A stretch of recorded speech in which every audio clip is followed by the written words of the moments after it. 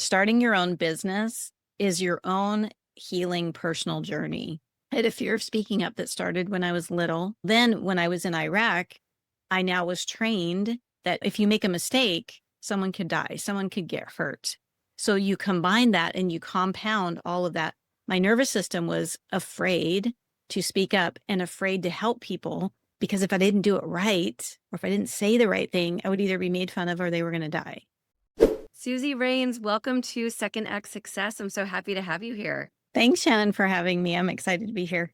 We were just chatting before we hit record, and we have very similar businesses and lots to talk about, but I want to dive into where your career began. Yeah. And you and I talked briefly about this. My career has had some ins and outs, ups and downs, and learning curves. So a lot of stuff has happened, but I will go from working in corporate. Publishing was the industry that I worked in, supporting sales and marketing with forecasting, budgeting, a lot of numbers. So that was my strength area. And I have a business degree in business administration.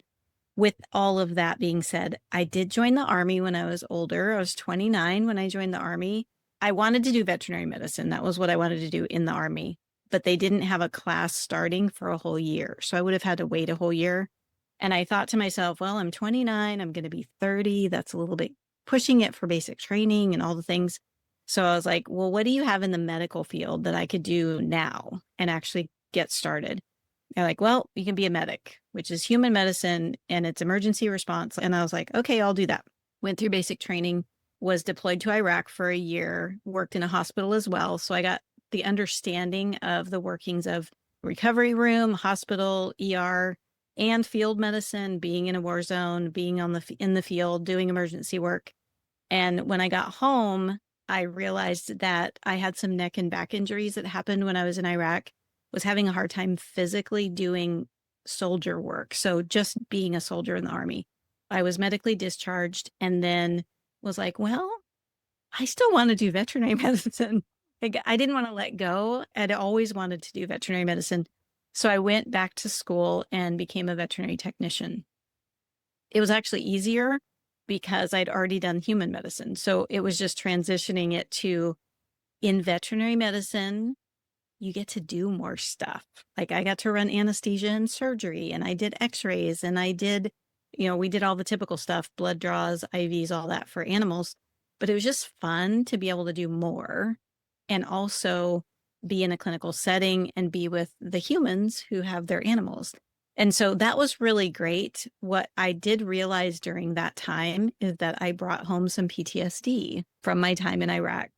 Didn't realize until I was having issues at work when I was working with in surgeries, when I was with even owners, when they would come in, if their pet was really injured or sick, they would get a look on their face that I remembered from being in a war zone and it would trigger me. And I would just be like, I can't. So that got me to thinking, okay, this is really challenging for me. It was 10 years after I'd been home. And I was like, I need something that I can control the environment. So I can pick if I'm having a bad day, I can regulate myself. I can be in a good space. I don't have to think about what this is doing, how I'm reacting to it. I can just do the thing. I ended up getting my health coaching certification, thinking I could just do my own business. I'll just do it from home. I can take breaks when I want to. I love this conversation because when I tell my story, I'm like, oh, that makes sense now. I worked in corporate. I have a business degree. I understand how business works. Why was it so challenging for me to start my own? I hit a roadblock. I was like, whoa, I know what I'm doing and this is hard. There's something different when it's your own baby, right? It's your own thing. And working in an already established corporation is different than, oh, here's your computer, make a business. Right. You have a whole team too. And here it's you solo by yourself. Yeah. To compare, when I worked in corporate, I supported the sales and marketing teams. So we'd have meetings and we'd have meetings with like 20 people in them. Oh, okay. Well, sales and marketing is going to do this and I'm going to do this and I'm going to process that and I'm going to run these reports. And so you had all these people doing all these different things. Now I'm sitting at my desk going, oh, I have to do all of it. Where do I start? Like, what's the first thing that you need to do? And what's the second thing I need to do? And then how do I? So that was my aha moment of I want to use my business experience and my medical experience and combine the two. Because if I'm struggling with this, then somebody who's leaving the medical system is way struggling because they don't even have, most of them don't even have the business background or even an experience of being in a business that's already established to be thinking, oh, all these departments do these different things. So now I have to do these different things in a different way. And that's really what brought me to Business Simplified is I was like, oh, okay, I need to figure this out for myself, first of all. So I wrote a workbook and I outlined step by step, do this first. And it was my own guide of how I was going to do it. So I did that and sold it on Amazon and realized when I did market research and I had people fill it out, every single one of them said to me, I love your workbook. I cannot do this by myself. I need you to walk me through the workbook. I went from health coaching to, okay, now I'm going to coach people through these steps. Right. Because as you know, that's what happens is we have these steps we have to do. But if we don't have help or someone to bounce ideas off of or have a conversation, then we get overwhelmed. There's like so much to do. You think of all these ideas and they end up in journals and papers and whatever, but nothing ever comes of it because it's just so much information. So here I am 3 years into it. and I finally found the components that are required at the beginning. It's not the same as once you have been in business for 5+ years and you're scaling and you're hiring people to help you. There's this place of building the foundation that you have certain things you need to do and certain obstacles you have to overcome. And what I did is I lived it and then I wrote how to coach it because I Mm. had to live it first. So a lot of what I do in my business now is my own personal healing journey.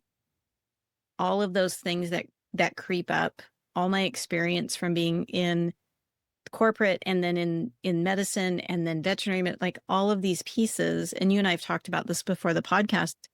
All of our experience, it has all these components that work great as an entrepreneur. It's just how do you translate that? Now, Business Simplified, I really, really hone in on that beginning stage. What are those foundational things and where are you hitting roadblocks? Why are they coming up? And let's work through those so you can keep moving forward. I love this so much. And I love that you're so honest about your own situation and what you've gone through. How was it when you set out to start your business? Were you feeling kind of those trauma responses that you felt in veterinary medicine because now you're here trying to build a business and you're feeling lost and scared? Were you having similar kind of emotional responses to the work of building a business, or was it just better because it was on your own and not people facing or animal facing?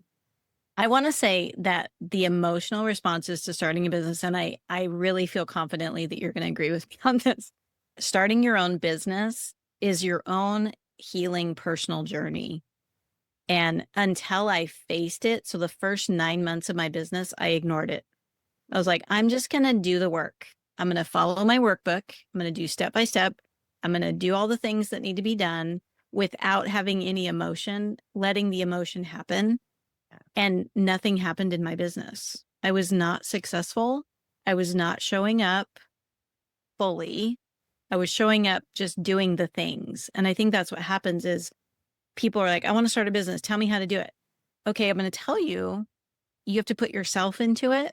And Mhm. until you are open to letting yourself be in the business and identifying, my biggest struggle was that I had a fear of speaking up, which Mhm. is so funny because I have my own podcast. I'm on your podcast. Yeah. I talk all the time. But what was happening is my trauma, I had a fear of speaking up that started when I was little. My brother made fun of me. Mm. And so my nervous system, it basically recorded, okay, if you speak up, you're going to be made fun of. And so I just carried that subconsciously. Well, then when I was in Iraq, I now was trained that if you make a mistake, someone could die, someone could get hurt. So you combine that and you compound all of that. My nervous system was afraid to speak up and afraid to help people because if I didn't do it right, or if I didn't say the right thing, I would either be made fun of or they were going to die. Mm. And so about 9 months into my business, I found a coaching school, Somagetics. They do trauma energetics coaching. It's a combination of the physiology of our nervous system and energy. Mm. So it's taking that we're all energy beings. You actually shock people back to life when their heart stops. Mhm. Our nervous system is electrical impulses, like that's how it communicates. And so it combined the physiology part that I understood it from medicine with the energy piece. So what was happening is my nervous system, when I had to get on a call with a client, I would have physical symptoms. My heart would start to beat a little faster. I'd get sweaty. I'd get nervous. I wouldn't want to get on the call. And I'm like, wait a minute. I'm confident in what I do. I'm very confident in what I do. I know I can help these people. Why am I having this nervous system response? I worked with my trauma coach, and through the process of talking through, okay, what is happening and bringing that to the surface, we uncovered that subconsciously my nervous system was protecting me, thinking, if you don't help this person the way they need the help, they could die. Mm. I had to reprogram that to say it's safe. Yeah. So our nervous system is the only thing it's worried about is safety. Right. That is it. So when we get into that fight, flight, or freeze, and guess what? Being an entrepreneur, that brings it up to the surface so much quicker, because what is it? We need to make money. If we don't have money, we don't have a home. If we don't have a home, we don't have shelter. If we don't have shelter, what ultimately could happen? We could die. Right. If we don't have food, we could die. So like that's what the nervous system, it's made that way so that we're safe, so that we can have shelter and love and all the things that we need, survival things. But as an entrepreneur, we're not surviving in that way. Access to resources, we have people helping us, we have all these things helping us move forward. So it doesn't make sense to act like we're surviving. We're Mm-mm. not. We're safe. Yeah. So we can step out and be safe. That is so interesting. And I do relate to that. I relate to that feeling. And you wonder really where it comes from. And you're right. It's probably something subconscious that is just stirring in us. And it's also that, I think, pressure that we put on ourselves, because as a solopreneur, especially, it all rests on us. So it's how we interact with that client, it's how we show up online. It's not life or death, but it is that, what if this potential new client doesn't book with me? And you get that worry, and then therefore all those feelings come to the surface. So that's amazing that you were able to work with someone and really learn how to regulate that and how to say, no, I am confident. I can help them. I'm sure that put you back into a place of peace, knowing that you're not dealing with other people in a medical field anymore. You're really just helping them grow a business and get it off the ground. Yeah. Mhm. Yeah, and it's so interesting how once I identified, oh, my nervous system thinks I need to save somebody, and then we can let it go, because then consciously we're like, oh, well, my clients are safe. Right, Nothing's wrong with them. right. It's a Zoom call. I'm good, they're good, everybody's good. So then I can step into my confidence, let that go, and then it doesn't come back. What was happening is I was in a loop Right. because I didn't know it was there. So, two questions. So, first, I love that you can now help your clients with that if these issues come up. If you and I are feeling this way back when we started our businesses, other soon to be entrepreneurs are going to have similar responses, and you are equipped to help them. So, that's incredible. I want to know how, after those 9 months, those first 9 months of your business, how did you move on from there once you realized what you were doing and how to correct it? Yes, so I like to tell people this is, and your listeners, this is just like when you are a new business owner. It takes practice. You try things and you keep doing the things that work and you let go of the things that don't. So it was a daily practice of checking in with myself, and I had a coach. So I had a trauma energetics coach that I worked with specifically for my trauma responses. So it was working on my nervous system. So then when things would come up in my business as I was working on it, I could start to learn, because we can learn how to do this for ourselves. What is my body saying to me? In what way? What shows up? And then questioning that. And if I can't correct it myself through my own process, which I learned by being with my coach for a period of time. If you stay in the loop, I'm never able to close a sale. Like that just stays in a loop. And you're like, I just can't ask for money. I just can't. My stomach starts to get upset. I get a lump in my throat. I get sweaty. I can't ask somebody for money. Like whatever that is that's happening for you. Yeah. Then you go to your coach with that in mind. You're like, okay, I know when I go to ask somebody for money, my throat starts to get closed up. I get sweaty. My stomach hurt, and have a session around that thing. Mm. And that's what I did. Every time I had something in my business that came up, I would go to my coach with it if I couldn't release it myself. And we would sit together and I would process it. I would figure it out. And I say I because as a coach, they don't tell you anything.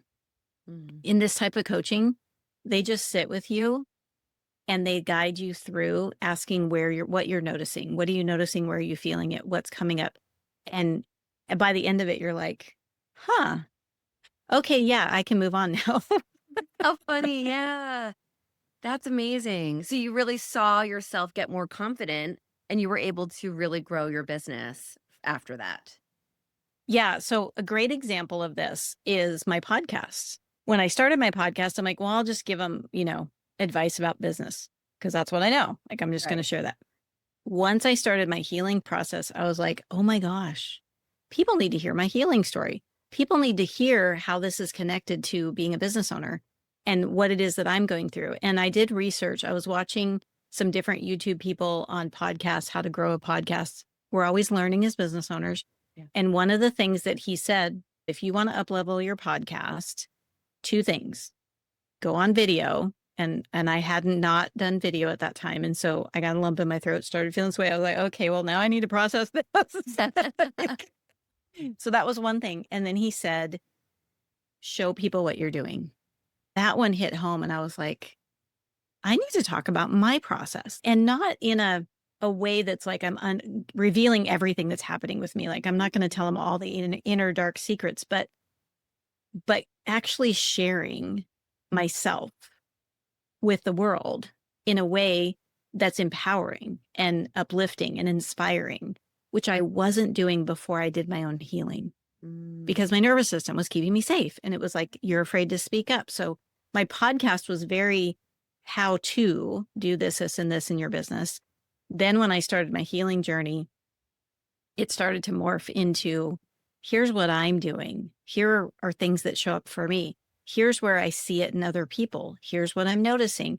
And it now is more of a sharing who I am, but also how that plays into being a business owner and getting started and what my clients are doing.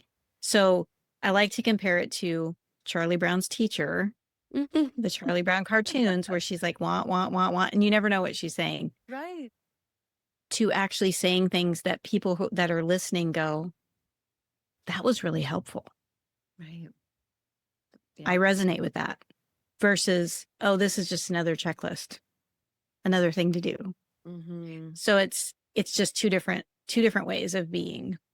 I love your journey to get here and also the fact that you really merged all of your worlds into this business. So let's talk about how you decided to really work with medical professionals, healthcare professionals that were looking to start their own business and really niche down into that kind of a space for your business. And also, I'd love to know what kind of businesses are these healthcare professionals trying to start themselves after leaving these corporate and, hospital kind of ventures?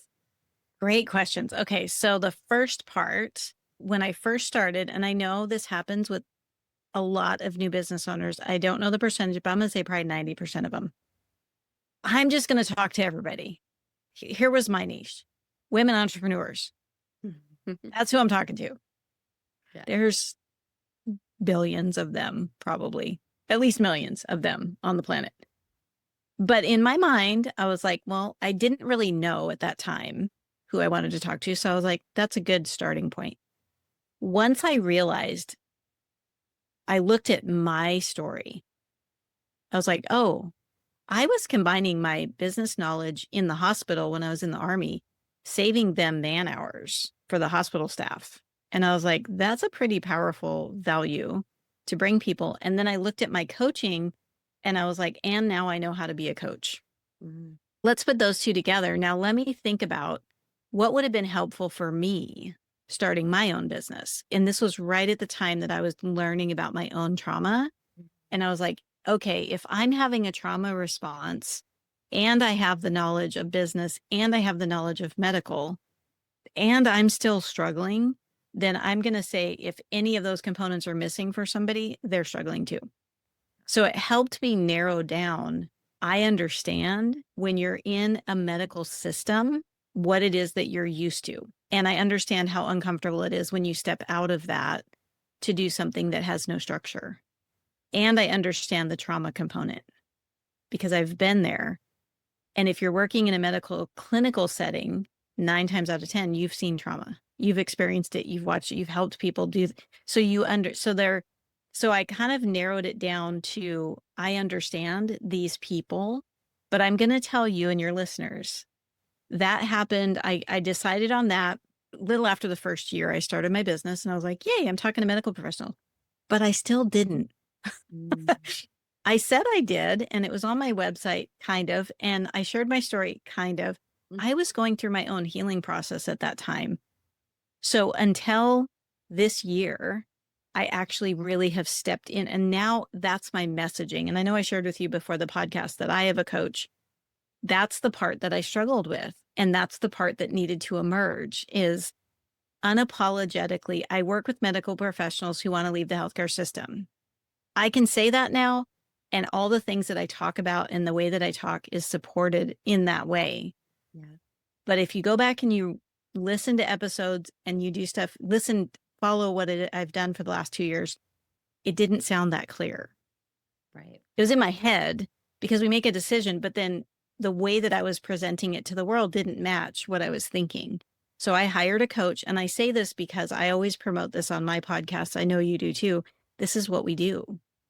We are coaches for this. We want to help you take that idea that you have and turn it into a business and be able to follow through. So I have a coach. I've always had coaches. I always recommend getting a coach. Yep, I have a coach, and I've always had a coach since I started my business. I think it's very valuable. Yeah. So hiring a coach for me and hiring ones at different levels of my business. So Mhm. depending on where you are, for example, I coach on building a foundation. So I'm not necessarily someone you would hire to scale. Like I'm not teaching scaling. I'm teaching you're at the beginning, first 5 years, Right. and you have all these ups and downs. So there may be shifting, changing, maybe brand spanking new and you don't know what you're doing at all, but I'm in that 5 year window. So really thinking about that was my process was like hiring the right people at the right time and then implementing what I was doing while I was doing it. So now I absolutely know who I'm talking to. I know what I want to say. It's getting clearer, but I do want to encourage people who are listening. It doesn't happen overnight. I'm in my 3rd year of business. And it's scary to make that niche. It's scary to lessen your audience that you're going after, but it does help. If you try to serve everyone, you actually serve no one. So I think that was a brilliant move that you made. And now you know how to help your clients really get all of that at the very beginning of their business. You're teaching them how to make sure they're niche down, clear on their messaging. And how do you feel as a business owner and a podcaster doing it all out of your RV? We have to talk about that because I love the fact that you have lived out of your RV for quite some time now. So tell us about that freedom. You're not in a corporate setting, you're not in a medical office, you are in your home.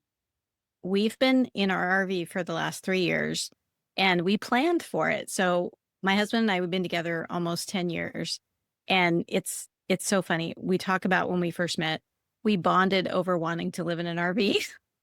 Our first date, we're like, oh, I've always wanted to live in an RV. Me too, and like it was a thing.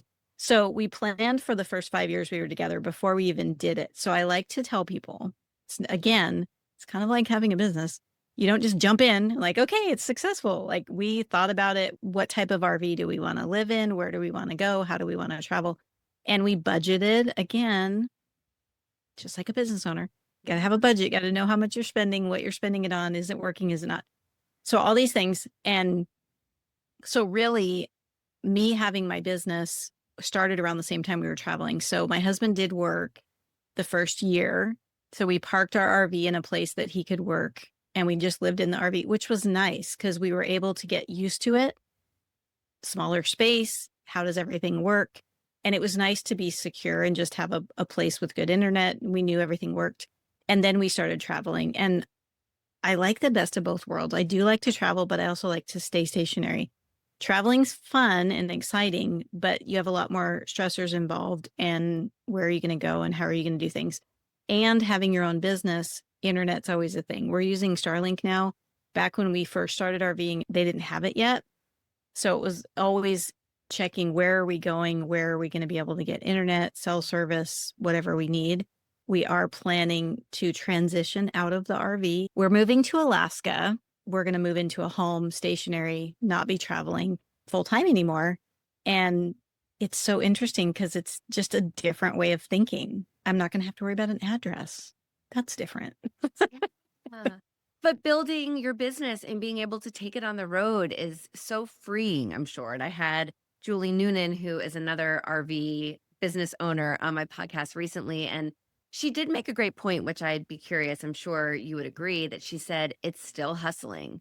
Because even if you are traveling, it's not all fun and roses. You have to still hustle to get the clients and make sure that you're working and not just sightseeing, that you're building this life, this business, so that you can have this life on the road. And that's really inspiring too. You have to be dedicated. Yeah, it's true. It does take a little bit more discipline. Okay, yeah. It's because my husband, we mapped our travel plans around when he left his job. We were stationary while he was working, and we're like, okay, when the business gets to a certain amount of revenue, he could leave his job. Well, now he does all my podcast production and everything, so he's working in the business, and that was like a milestone. It was like we planned for it, and then we moved our RV to a place that we could both work Yeah. still in the RV. And then it's also, I love that you said that. It's mapping out when we do travel, because his workspace is in the dining room. I'm in our garage. We both have full computer monitors, like everything. So when we travel, we have a system. How do we pack everything up? And how quickly can we get it back up again so we can go back to work? I'm recording podcasts, then he's producing them, editing them, doing all that stuff. So there's this dance that you have to do, but also enjoy traveling. Like, calendar management is the key, because making sure here's a travel day, but then here's a fun day. Like, okay, we just traveled to this amazing place. Now we want to go ride our bikes. Yeah. Okay, we need to make time for that and not just be travel park work, travel park work. So it's a lot of planning, but I would say calendar management for anybody who's thinking that they want to do this type of lifestyle. So they might be, I'm going to have a business so I can just travel. That's beautiful. I'm going to tell you, map out your calendar a year in advance. Block off those dates ahead of time so that they're just already blocked. Yeah. So as you're doing things, you don't even have to worry about it. And I love that you've built your business around that you have that flexibility, and that's amazing. I want to ask you, as we start to wrap up here, what advice do you have for someone who's thinking about starting a second act and transitioning into something different? Sit down, because I did this. Look at your experience. So sit down with a piece of paper and a pen. I'm going to tell you to do this non-electronically because your brain operates different. If you need to, and I had to do this, I went back and I pulled out recommendations. When I was in the Army, I got awards, certifications, things like that. I pulled out all that stuff and I read through it and I wrote down all the things that I know how to do. Not related to a job, not related to my career, just the things I know how to do. I know how to manage a calendar. I know how to send and read emails. Like, I mean, just all the basic stuff. And then once you're done with that, you can see the areas that are skills that you might need to learn. The open things that you're like, I wouldn't know how to do that. Somebody where I work did that for me. I have a client right now and she had an assistant.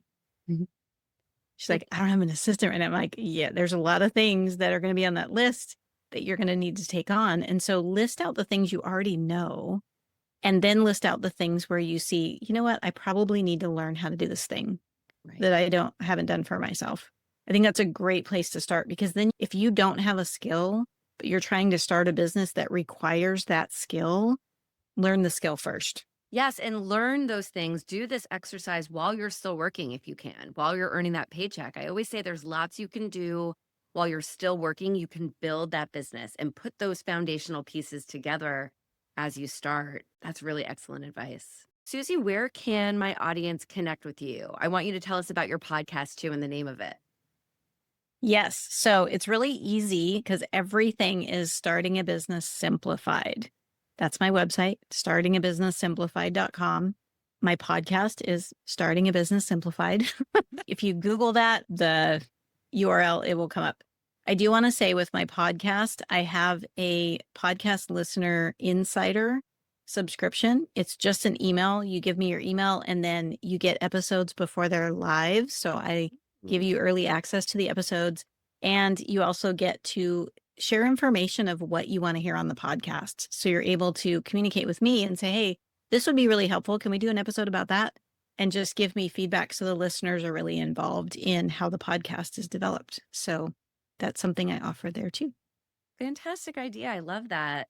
And I loved this conversation. I love hearing about all of your different transitions. And thank you for your service in the Army and for all you did then and for all you're doing for your clients now and teaching them how to build a business and make that pivot. It's really, really inspirational. And I just want to thank you for being here to share your journey with us.